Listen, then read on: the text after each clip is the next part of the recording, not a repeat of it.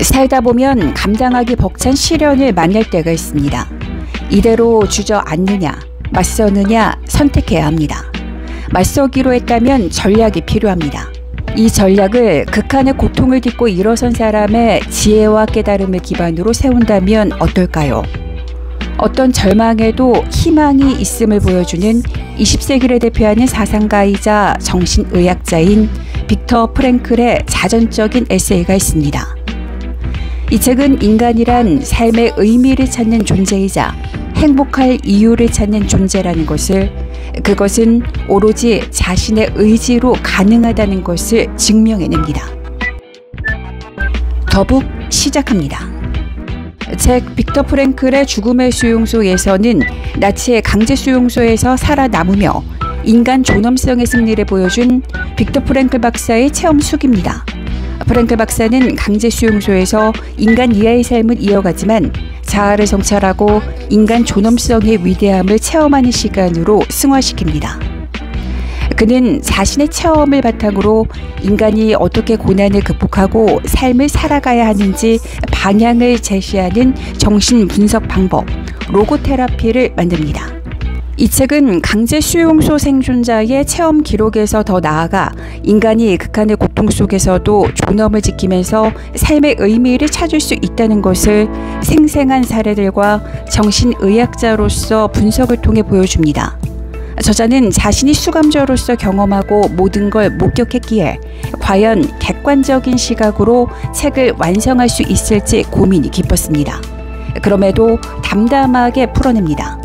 자신을 둘러싼 상황에 대해 차분하고 객관적인 시선으로, 다른 수감자들에 대해서는 따뜻한 시선으로 써내려 갑니다. 수감자들은 나치의 포갑으로부터 살아남아야 했고 희망이 보이지 않는 상황에서도 죽음과 싸워야 했습니다. 이들은 몰래 모여서 종교활동을 하고 시를 낭송하거나 노래를 부르고 촌극을 하는 등 예술활동을 합니다. 어떻게든 버틸 힘을 기르기 위해서였습니다. 이런 행동은 목숨을 걸고 행해졌습니다.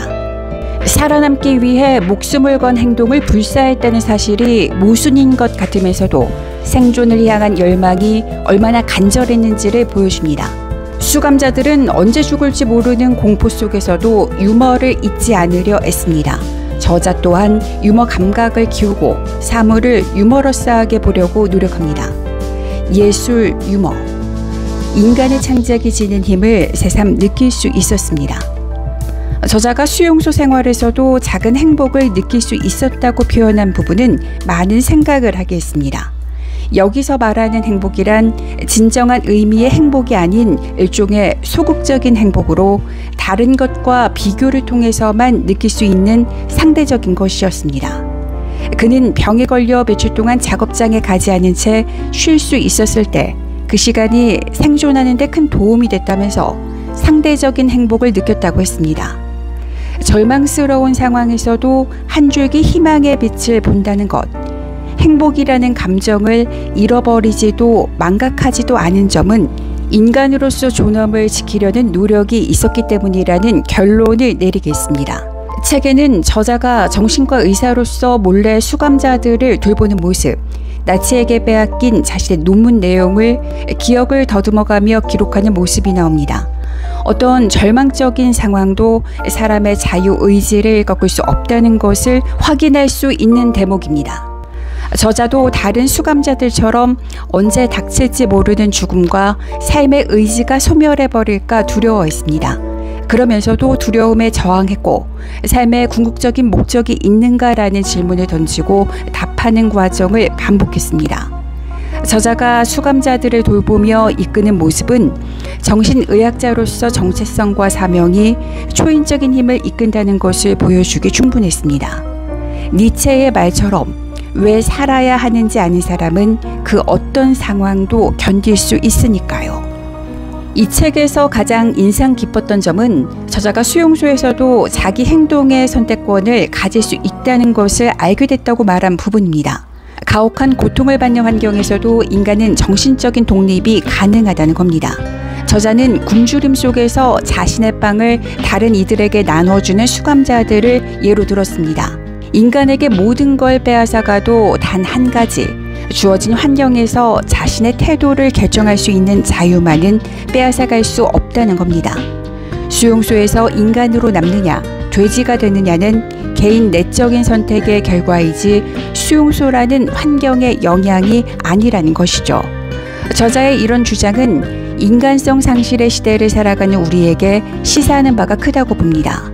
수용소에서 자기 자신이 정신적으로나 영적으로 어떤 사람이 될 것인가를 선택할 수 있듯 우리는 일상에서 스스로 인식하지 못할 때도 그런 선택을 할 때가 있을 겁니다. 죽음의 수용소에서 인간으로서 존엄을 지켜낸 이름 모를 사람들, 그런 이들 덕분에 인간의 역사는 발전해 나갈 수 있었다고 봅니다. 저자는 아우슈비츠 이후 인간이 무엇을 할 수 있을지를 알게 됐다고 이야기합니다. 이 책은 시련의 의미를 생각하게 해줍니다. 시련은 운명과 죽음처럼 삶에 빼놓을 수 없는 한 부분이라고 저자는 말합니다. 시련과 죽음 없이 삶은 완성될 수 없다고. 산다는 건 곧 시련을 감내하는 것이며 살아남으려면 그 시련 속에서 어떤 의미를 찾아야 한다는 겁니다. 인간은 시련이 가져다주는 상황을 바꿀 수는 없지만 시련을 대하는 자신의 태도를 선택할 수 있다는 것이죠. 저는 이 대목에서도 깊은 울림을 느꼈습니다. 저자는 수용소에서 수감자의 정신적 상처를 치료하려면 그가 기대할 수 있는 미래의 목표를 정해줌으로써 내면의 힘을 강하게 만들어줘야 한다고 설명합니다. 인간은 어려움을 겪을 때 그를 구원해주는 게 미래를 향한 기대라고. 저자 또한 미래를 향한 기대를 품었습니다. 추위와 배고픔, 부상 등 자신을 괴롭히는 여러 어려움을 더 이상 생각하지 않고 전쟁이 끝난 후에 자신의 모습을 상상했습니다. 자신이 청중들 앞에서 수용소에서의 심리 상태를 강의하는 모습을 말이죠.